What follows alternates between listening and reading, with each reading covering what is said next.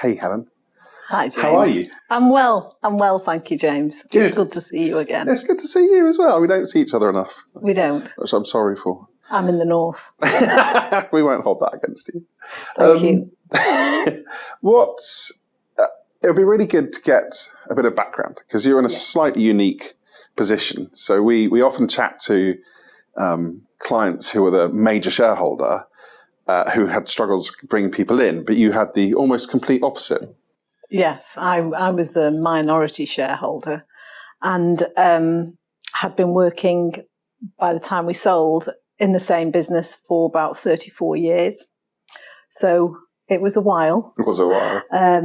Working for a family business, but the only board member who wasn't a family member.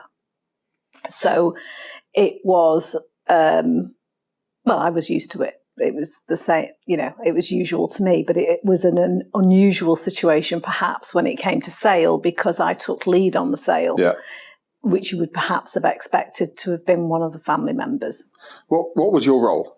I was the managing director. We're a small to medium business, and so that incorporated oversight of all the functions such as HR, finance, commercial, marketing, and so on. And you started with the business when the founder started, which was the father. So I joined, that's correct. The dad had started the business in 87 and I joined in 88. Okay. So almost when it founded, almost. Almost. There wasn't a lot of it when I joined, that's for certain. And then my role grew through that period. So as the business grew, my position changed and I trained other people to take over what I'd been doing and moved up and was mentored by the business leader. And eventually, because he was a little older when he started the business, by the time he was wanting to step back, I stepped forward and took over his role in effect. And how long did you do that before we sold the business? What's the time frame of you leading that business? I was a director and a board member from about 1995, and we sold in 2021. And I had been running the business as MD probably for about 15 years before we sold it. And were there any family members still in the business, or was it just you with a No, it was. Background? Sorry, I should have been clearer. The sons of the founder were very much involved in the business up until the sale, and were board members at that time. But they weren't leading. It was you were the CEO. No, we were a Northwest-based company with divisions in the Northwest, in the Midlands, and in the South. And one of the brothers was based in the Midlands and the other was based in the South. And I was based in the Northwest and oversaw those three parts of the business.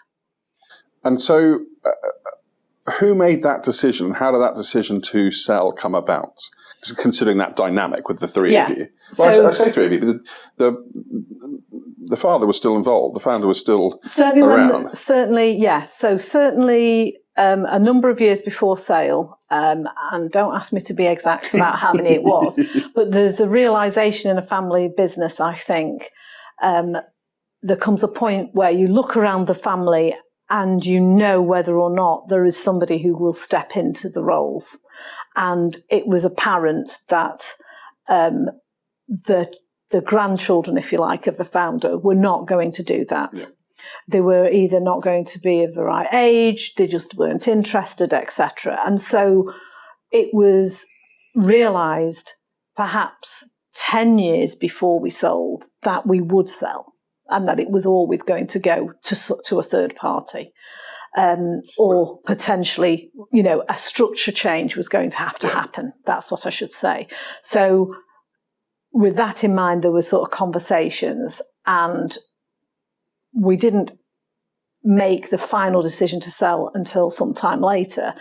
But there was a point probably about 4 years before we sold where we had conversation with yourself, James, about the possibility of sale and how the business looked, because at that time it was in two parts, how it looked, what the debt situation was with the business, and we thought about the shareholdings and so on, and how they would, what changes structural changes we could make to the business that would make it more appealing, perhaps, easier for us to sell all of the business and not have approaches for a bit of it. Yeah.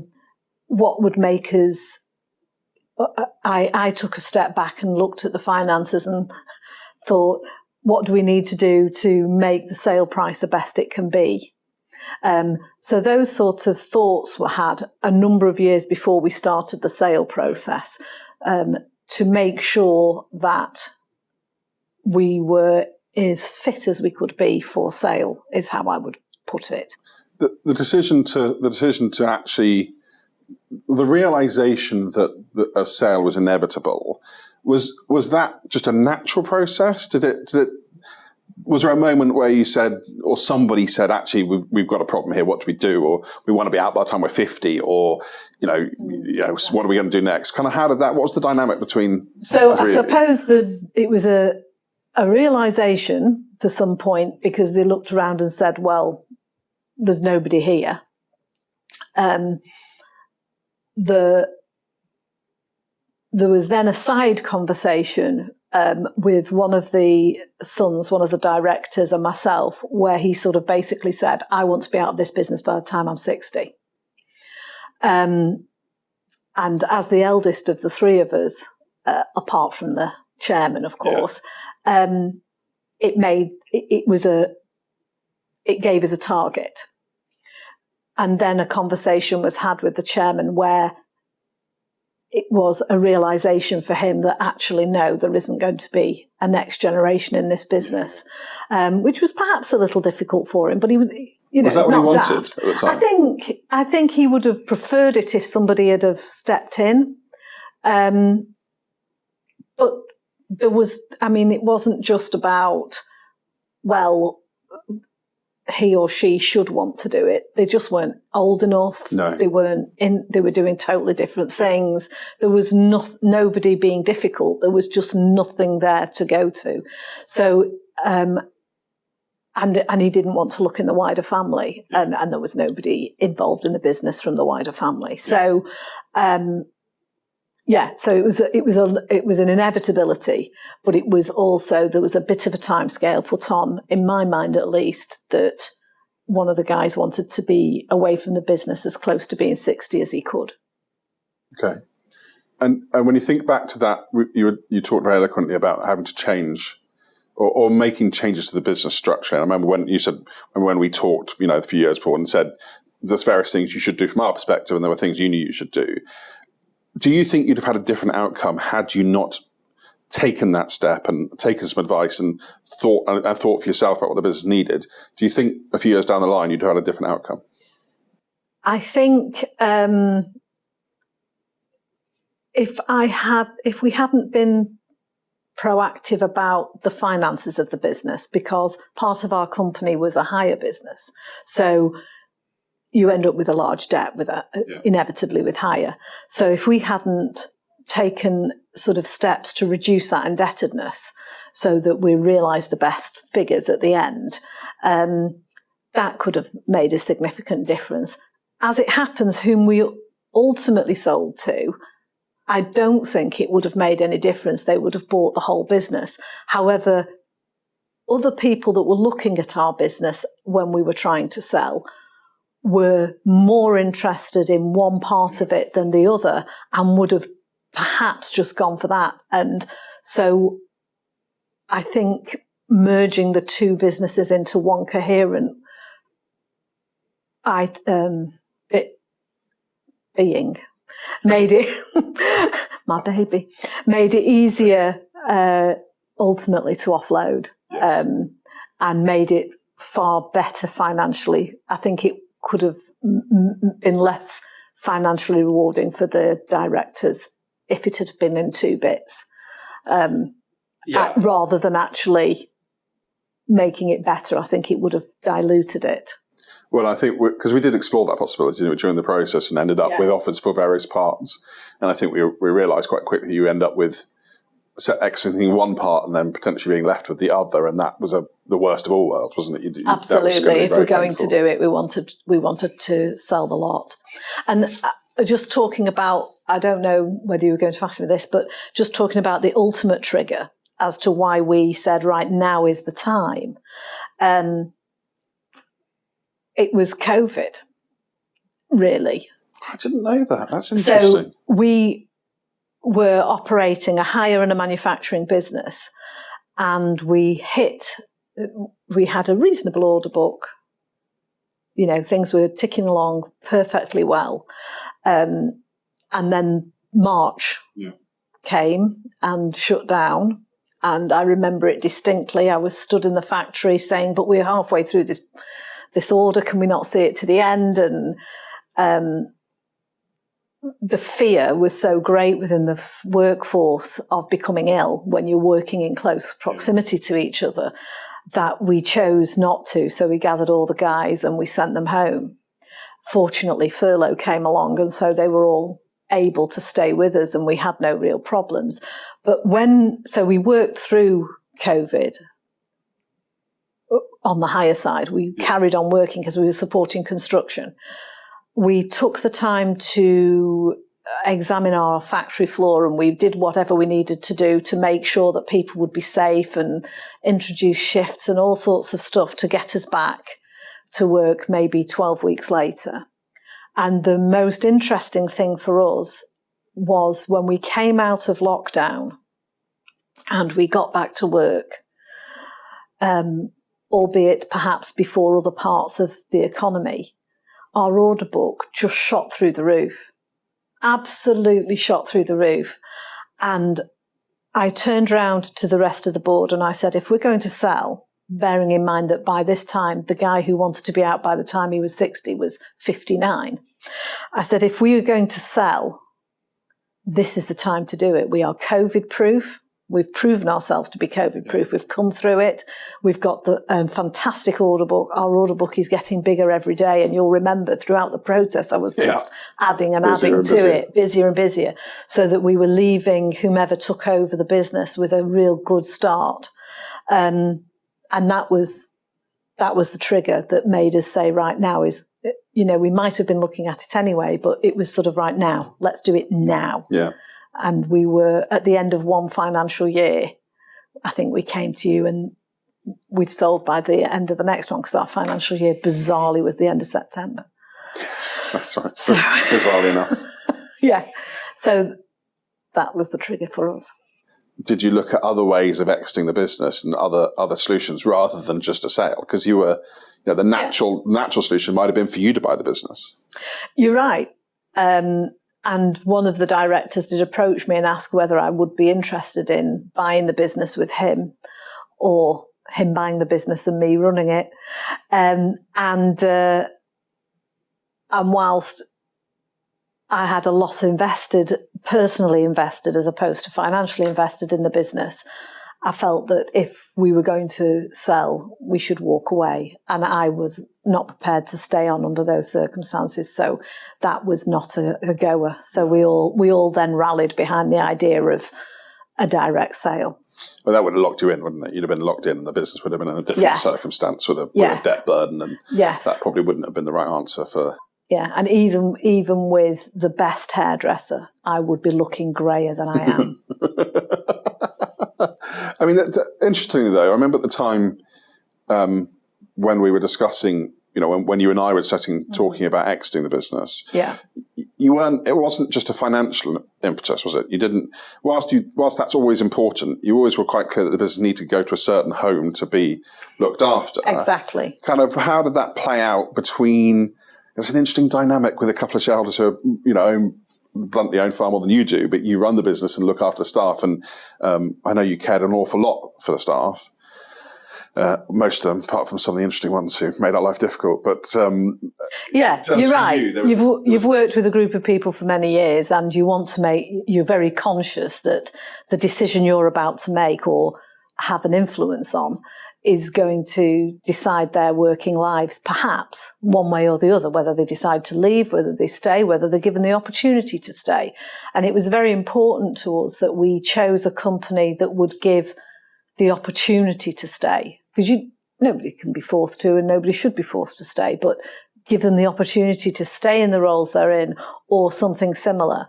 And the ultimate buyer was a competitor, so therefore had opportunities within their business for people from the higher side of the business to transition pretty smoothly into similar roles for about 90% of them.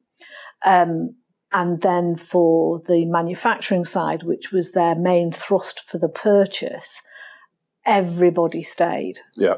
And exactly where they were. And in fact, the investment that they've since made into that site and others that we sold to them is very reassuring for us as ex-directors, that we can see the future is very clear, very strong for the business that we sold, but for the people that worked for us.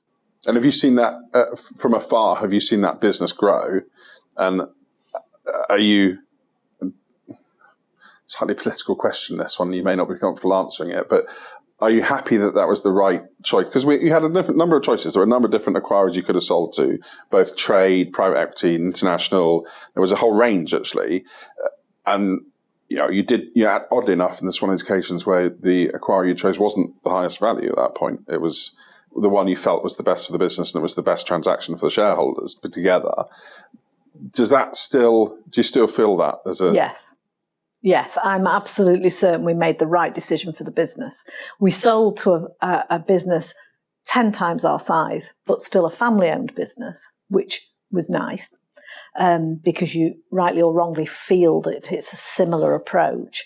They promised, or not promised, they stated that they would be making certain investments in the business that in order to progress it, to investments we weren't in a position to make. And they have done exactly what they said. Now, they had no obligation once we've walked away to carry out those things, but they obviously had a very clear vision for where they were going to take the business, and they appear to be doing so. I think it's fair to say that those reasons were the reasons for acquisition, weren't they? They really saw the value, and therefore that was the bit they grabbed. And, Yeah. So yes, I think it's doing well. I'd love to talk to you a little bit about how, because you spent a long time in that business. I mean, giving your time. Yes. Yes. Man and boy. Both.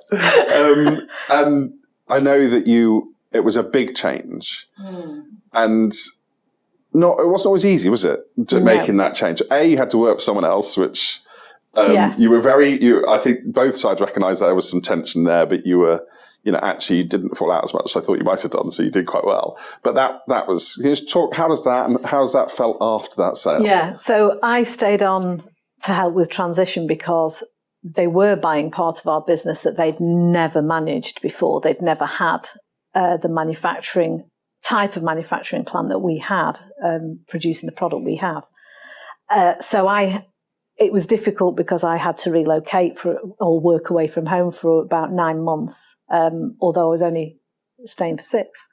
And it was really hard in some ways because I was working for a whole different group of people. But I have to say, they treated me very well, and they gave me, I think if I hadn't turned around and said, I actually do want to leave, they would have let me carry on, and I would have been more involved in the changes of the business. But so that was a bit weird.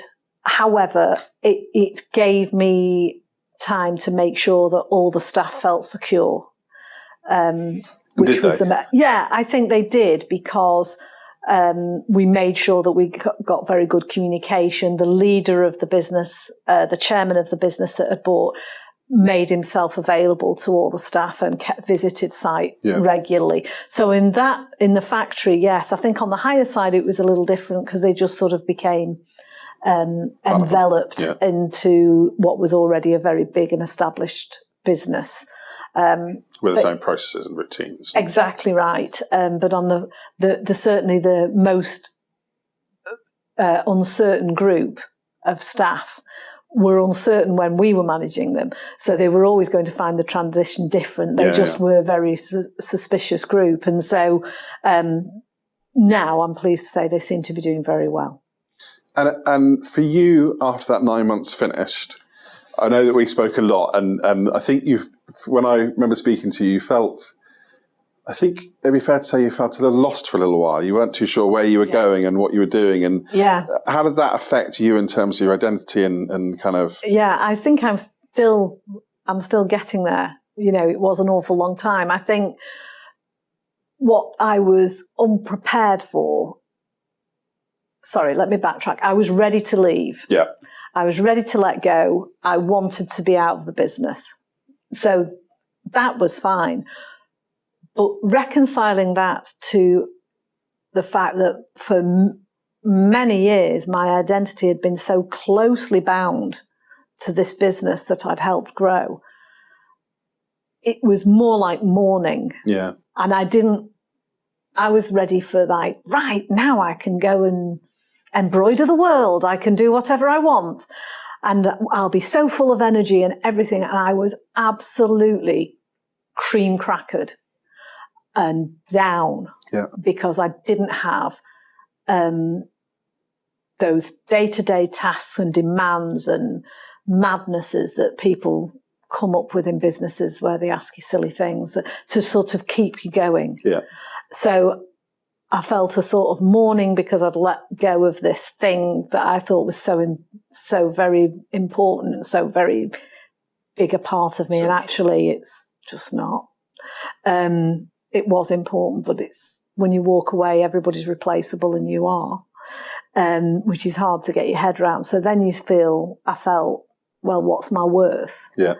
What's my value? I think the fact that you're so completely knackered, tired, after a process that's as intense as it was for me, because I was leading it, you and Mark were so very supportive, and I'll never forget that. But at the time, I was so tired. Yeah. Nobody really tells you how long it will take you to stop being tired. Yeah. Or as tired. Yeah. And it easily took me a year from when I left before I started to feel anything like human. And I would say 18 months before I was really ready to think, right, now what will I do next? Whereas you think it'll be 18 days, if you like. You know, you'll get out of there, you'll have a bit of a holiday, you'll weed your garden, you'll make a nice supper because, you know, now suddenly you've got time to cook.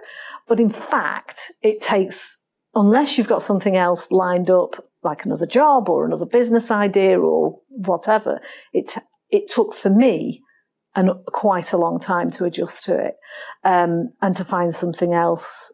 I'm still looking for things to do. I'm not set. No. I'm still seeking adventure. But you've clearly been on a journey since then. You're noticeably more relaxed and happier. I look younger, James, don't I? You look younger every year, which is interesting. Interestingly, not joking aside, you are considerably less stressed than you were when you were running the business. I am. By an order of magnitude. Yes, I am. And you are buying more hats, so you've got to... And that's an essential part of anybody's life. And if it isn't, it should be. It should be. No, I agree. So, yeah, I think you're right. You don't realise the burden of anxiety, stress, whatever you want to call it, that you're carrying until you start to let go of it. Yeah. And the same will be true of anybody that's in a big job of any sort. Indeed. You mentioned that the process was I can't remember the word you used. Intense? Would that be reasonable? That's a good word to use. How different would it have been had you not had an advisor or any help?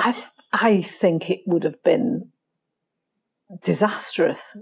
actually, if we hadn't had an advisor. I think if we'd have just thought, well, we're only a small to medium-sized business and we've got some accountants and I'm sure they've sold businesses before and we should just go to them, which is probably the route a number of people do. And these advisors, they're going to cost money and we want our money. I don't think we would have achieved anything like the value that we did. I just don't think we would have done. I think that there would have been arguments between the board members, not because we were a particularly argumentative group, because we weren't, but simply because we wouldn't have known what to do. And I know that you handled us. And you did it very well. I don't know how to take that. From a distance. Because it was all virtual when we were selling, of course, which was the other perhaps difference to, you couldn't go and see the people that you were getting offers from. So I think it could have been a real sad process. It was, and I don't think we would have ever had some of the financial information, how it was presented, the way the business was presented to the market. We would just not have had any of that. It would have. And so, therefore, I don't feel that we would have ever achieved the money that we did. What's been the biggest change for you? Personally. However you want to answer it. I now wear flat shoes all the time. My wardrobe used to be like a void. It was just full of black, dark work clothes. And I now wear far more colour. I feel far lighter, whether the fact is true or not. And I feel I probably smile a lot more. You were pretty smiley to begin with, but you now are it's even more just smiley. Ridiculous. Would it be fair to say you don't regret doing it? I have no regrets at all. That's good to hear. Is there one thing, one tip, or one piece of advice, or one thing that no one tells you about selling a business that you think you can share? I think if you're selling the last business you're going to create, and so you're therefore thinking about a time with certainly considerably less business life, start to plan, start to think about the things that you will want to do as you're going through the sale as well, which is really hard because you're so intensely focused on selling the business, to try and soften the difference between being full on every day to the day after, when you sit there and think, I've got nothing to do, and what am I meant to do now? So that you can say, oh, well, rather than, oh, well, I'll just go and book 25 holidays. Actually, tomorrow I knew I'm going to go and play tennis or golf or walk the dog or climb a mountain or volunteer, whatever it is, but engage with it before you sell the business. Perhaps you've already got hobbies and you're just looking forward to doing more of them. But that is what I found, because I'd been so involved in a business for so many years, and I'd been a mum, or I still am, I'm a mum, and I'd raised a family, and so I'd had no spare time. I'd had no time to become a crocheting queen or whatever the hell you're meant to do.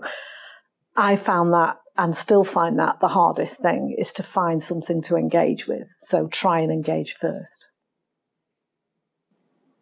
Did you just say you've been a Mormon? Mum. I've not been a Mormon. Just like you've been a Mormon.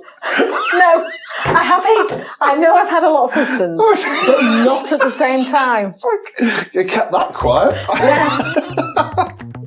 The book of.